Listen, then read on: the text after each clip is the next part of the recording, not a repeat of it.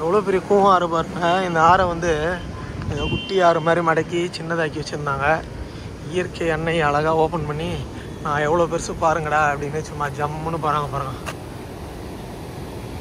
ஏதோ கடல் மாதிரி போகுது. பக்கத்துலேயே பில்டிங்கில் வேறு வந்திருக்கு. இந்த பில்டிங்லாம் எப்படி ஸ்ட்ராங்காக இருக்குன்னு தெரியல.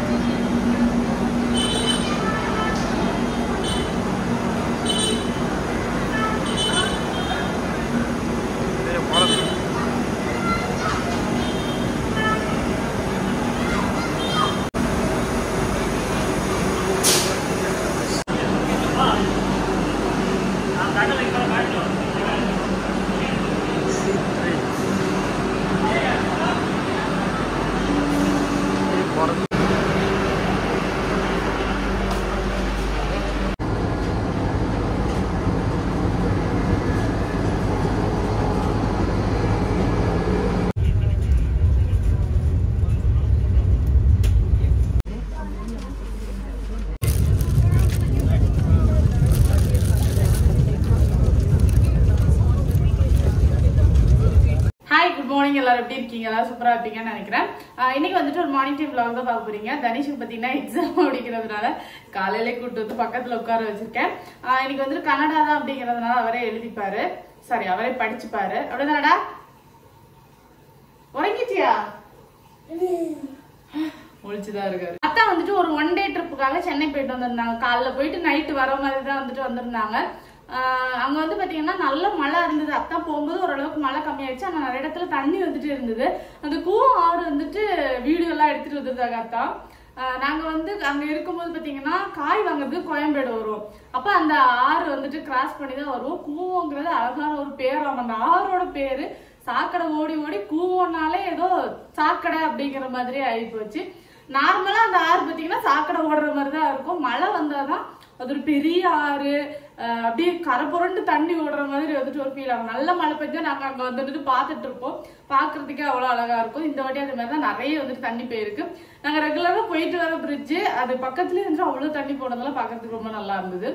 ஆனா அது பக்கத்துல பாத்தீங்கன்னா அவ்வளவு பெரிய அபார்ட்மெண்ட்ஸ் கட்டியிருக்காங்க. நான் லாஸ்ட் டைம் சென்னை போகும்போது கூட அந்த அபார்ட்மெண்ட்ஸ் வந்துட்டு காமிச்சிருந்திருப்பேன். அந்த கோயம்பேடு மெட்ரோ இருக்குல்ல, அது பக்கத்துலயே அந்த கூவம் பக்கத்துல.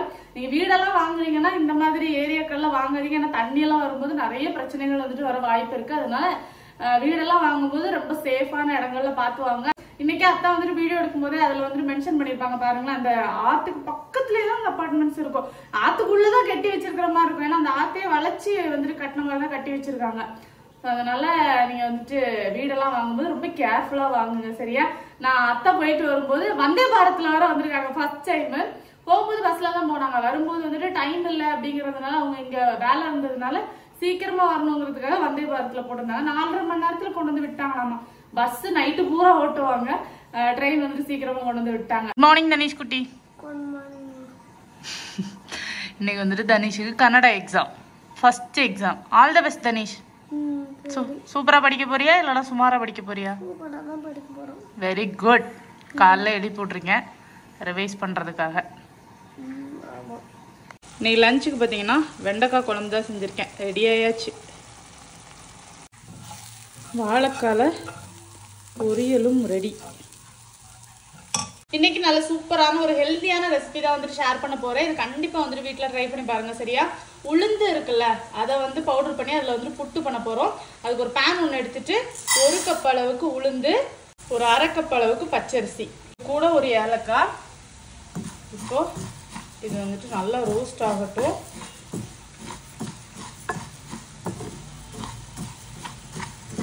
இது இப்போ கொஞ்சம் நல்லாவே வறுபட்டுருச்சு. கலர் வந்துட்டு சேஞ்ச் ஆக ஆரம்பிக்கும். அந்த டைமில் நீங்கள் வந்துட்டு அடுப்பு ஆஃப் பண்ணிடுங்க. இதை பவுடர் பண்ணி நம்ம வந்துட்டு ஒரு பாக்ஸில் போட்டு வச்சுட்டு அப்பப்போ கூட புட்டு பண்ணி சாப்பிட்டுக்கலாம்.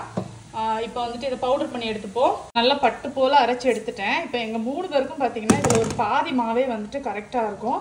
கொஞ்சமாக உப்பு, மாவு பார்த்தீங்கன்னா நல்லா பட்டு மாதிரி வந்துட்டு அரைஞ்சிருக்கணும். கொஞ்சமாக நெய். இப்போ இதை லைட்டாக மிக்ஸ் பண்ணிவிட்டு தண்ணி சேர்த்து நம்ம புட்டு மாவுக்கு வந்துட்டு விரசுவோம்ல, கொஞ்சம் திருன்னு அந்த மாதிரி வந்துட்டு விரைச்சி எடுத்துக்கணும்.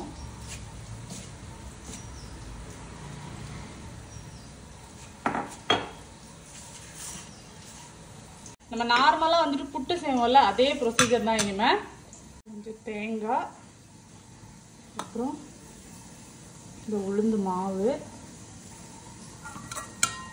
மறுபடியும் தேங்காய், அப்புறம் இந்த உளுந்து மாவு. இந்த இட்லி பாத்திரத்தில் வச்சு வேக வச்சு எடுப்பாங்க, நீங்கள் அப்படி கூட வந்துட்டு பண்ணிக்கலாம். சரியா? உங்களுக்கு எது கம்ஃபர்டபுளாக இருக்கோ அப்படி பண்ணிக்கோங்க. எனக்கு புட்டுன்னா இந்த ஷேப்பில் இருந்தால் தான் அது புட்டு ஃபீல் வரும், அதனால நான் இதில் தான் செய்கிறது.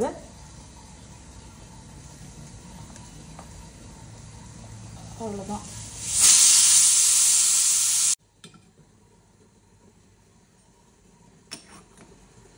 புட்டு ரெடி. உளுந்து மாவில் புட்டு சூப்பராக வந்துருச்சு. இப்போ இது கூட பச்சை பயிறு, ஒரு அப்பளம். அதே மாதிரி இதோட நாட்டு சக்கரை வச்சு சாப்பிடுங்க. சரியா? சீனியை விட நாட்டு சக்கரை தான் நல்லா இருக்கும். அதோட வச்சு ட்ரை பண்ணுங்க. என்ன குண்டா சட்டியில் வச்சு ஐஸ்கிரீம் சாப்பிட்றியா? ஆஹா ஆஹா. அங்கே நம்மளால என்ன தமிழை விட்டு இங்கிலீஷ் போய் இப்போ என்ன ஹிந்தி போயாச்சா? என்னம்மா சொல்கிறாங்க?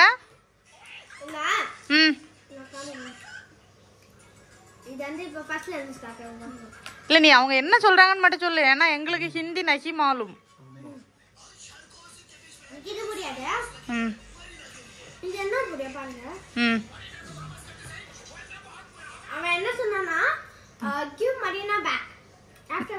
மரீனானா யாரு?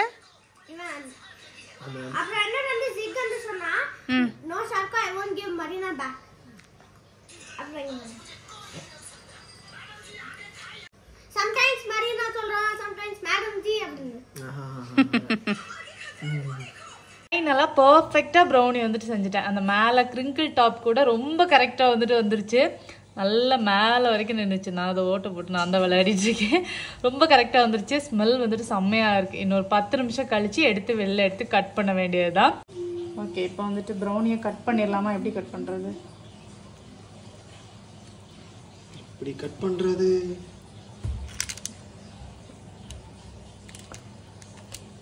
இதான் லாஸ்டா? இதோட ப்ரௌனி செய்ய மாட்டீங்களா? இல்ல, டெய்லி செஞ்சிட்டே இருப்பாங்க. அதான் ஒரு ப்ரௌனி பைத்தியம். எனக்கு கரெக்ட்டா இல்ல, ப்ரௌனி பைத்தியம் இல்ல, நான் அந்த ஸ்பீக்கர் இந்த சேனலுக்கு. இன்னைக்கு வந்துட்டு எனக்கு தெரிஞ்சு ரொம்ப பர்ஃபெக்டா வந்திருக்குன்னு நினைக்கிறேன். பஜ்ஜியா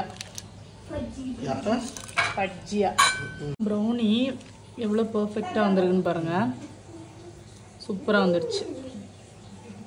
ஃபைனலாக ஒரு 4 வாட்டி போராடி கடைசி இந்த ரெசிபி வந்து நான் கண்டுபிடிச்சிருக்கேன். இது ஒரு 2-3 நாளைக்குள்ளால நான் வந்துட்டு போடுறேன். சரியா? சூப்பராக இருக்குது. சாப்பிட்றதுக்கு டேஸ்ட் கூட. டேஸ்ட் எப்படி இருக்காத்தா? சூப்பராக இருக்கலாம்.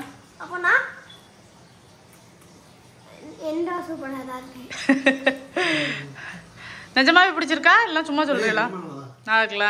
ஆமா.